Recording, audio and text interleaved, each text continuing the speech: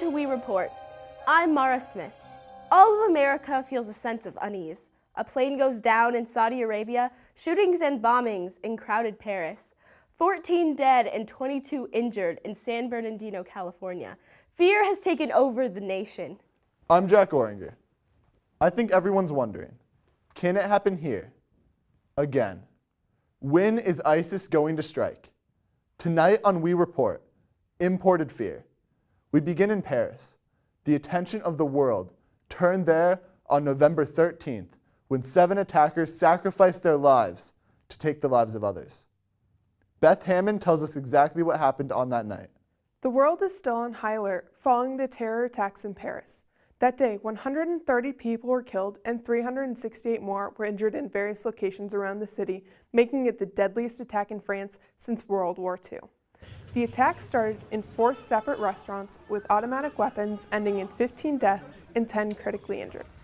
At the Bataclan Theater, attackers pulled up in a van and went in where the band Eagles of Death Metal was performing for 1,500 fans. The attack with AKM assault rifles lasted 20 minutes. Survivors escaped through emergency exits, side windows, and the roof, while others pretended to be dead and lay motionless. In addition, 3 suicide bombings took place near the Stade de France during a soccer friendly between France and Germany. Authorities continue to search for accomplices. ISIS claimed credit for the Paris terror attacks in retaliation for French airstrikes on ISIS-controlled areas in Syria and Iraq. These attacks brought new attention to ISIS and new worries. But where did they come from? During the Iraqi war, al-Qaeda in Iraq frequently went back and forth between Syria and Iraq to resupply. When an uprising occurred against Syrian dictator Bashar al-Assad, al-Qaeda saw an opportunity to seize more than just Iraq. So al-Qaeda rebranded itself as ISIS, or the Islamic State. ISIS makes over $2 million a day off of oil fields they've seized, also from smuggling, kidnapping, and looting. The scary thing about ISIS is not necessarily the reason for their fighting, but the way they fight. Brutal is the word. Beheading's a prime weapon. Fear is their ultimate goal. We bring in Phil McNamara now to give us some perspective on the Syrian civil war. Jack, so far, the war has claimed the lives of 250,000 people. Starting in 2011, pro-democratic supporters took to the streets demanding the resignation of Bashar al-Assad, the Syrian dictator. These protests turned violent as Syrian military forces loyal to Assad clashed with armed protesters. ISIS jumped in. As ISIS moved swiftly and confidently, they took village after village, driving out all they could, scaring those who remained. The world has looked on as many men, women, and children live in fear each and every day. More than 11 million people fled the country, spilling into neighboring countries and Europe. This fallout of refugees has left people puzzled on how it should be handled, with the constant fear of terrorists hiding among them looming. Wow, thanks, Phil. Fear has been exported to surrounding countries, but land has also been taken. In the midst of the civil war, Syria's army has only been able to hold on to control of 16% of the country's land. Our reporter, Alex Johnson, has more about how their neighbor to the north, Turkey, has been faring. In this instance, war knows no political borders, and imaginary lines in the sand make no difference. ISIS has taken refuge in southern parts of Turkey and has launched strikes into the Syrian town of Kobane. In 2014, the Kurdish militia, with help from U.S. armed forces, took control back with airstrikes. But the area is still being ravaged as ISIS has launched counterattacks along the Turkish border, indiscriminately killing men, women, and especially children. Most of the attacks have no strategic military angle. They just wish to spread terror. Kidnappings of journalists and residents have become common. Most of them are ultimately killed. So, many of the remaining residents have fled north into Turkey and Europe, spreading danger and panic with them as they go.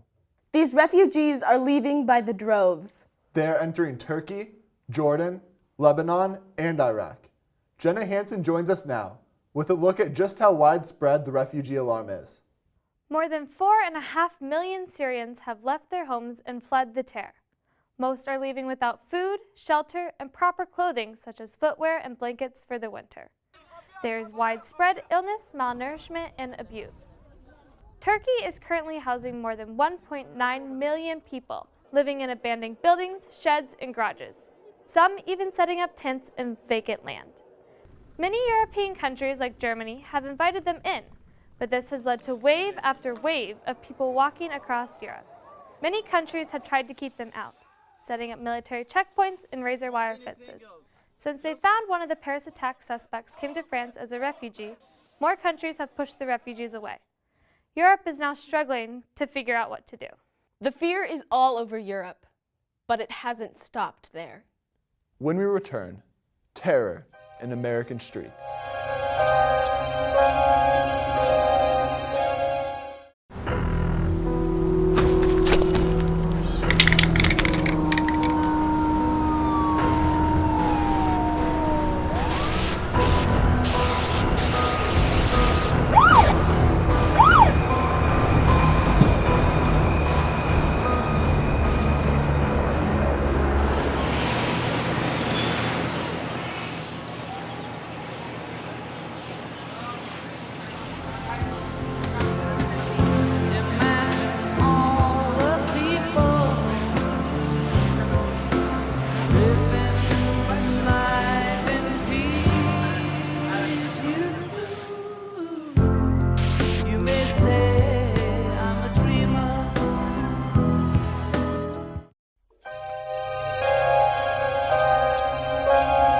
In December, an event happened that imported the fear to here. One day in San Bernardino, the threat spread across the United States. Carter Oakley is here with more. 14 were killed and 22 people were injured in San Bernardino, California in a terrorist attack. A married couple, Tashfeen Malik and Syed Rizwan Farouk, pledged their allegiance to ISIS via Facebook before shooting 36 people at a holiday gathering where Farouk worked. U.S. officials say Farouk went overseas to marry Malik in Saudi Arabia and brought her back on a fiancé visa.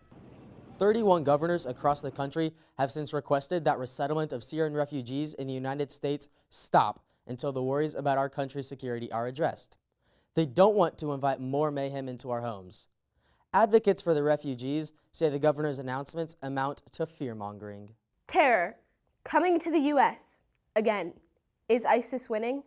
A recent poll has shown that 40% of Americans believe that they are. More than 70% are dissatisfied with our efforts in the war on terror. Is fear winning? President Obama is continuing his pledge to bring 10,000 Syrian refugees into our country this year.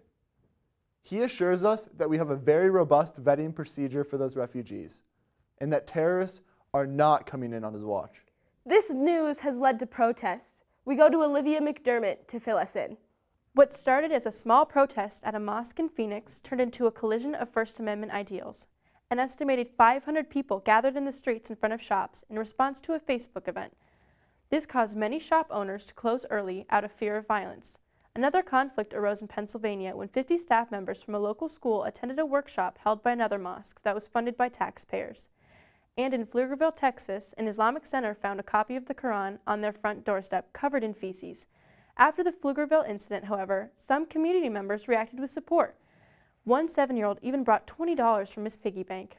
Fear can become a deadly force, leaving few survivors. But can one man make a difference? Cheyenne Van Landingham has a story of one man who rejects that fear. Paris and San Bernardino shocked many, but one Muslim man took to the streets of Stockholm to see if he could bring people together. He blindfolded himself and held up a sign reading, "I'm a Muslim, not a terrorist. I trust you. Do you trust me? Give me a hug."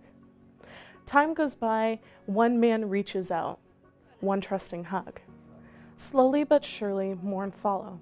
They hug and say encouraging words and thank him for what he is doing. And since this time, several more have done the same in Canada and the United States. Each time, people setting aside their differences and possible unease, choosing love instead of fear.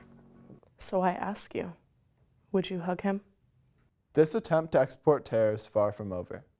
We will have many more opportunities to respond. So, what should we do? We ask you, maybe the writings from a famous book will help. Do unto others as you would have them do unto you. Thank you for watching. We report. Good night.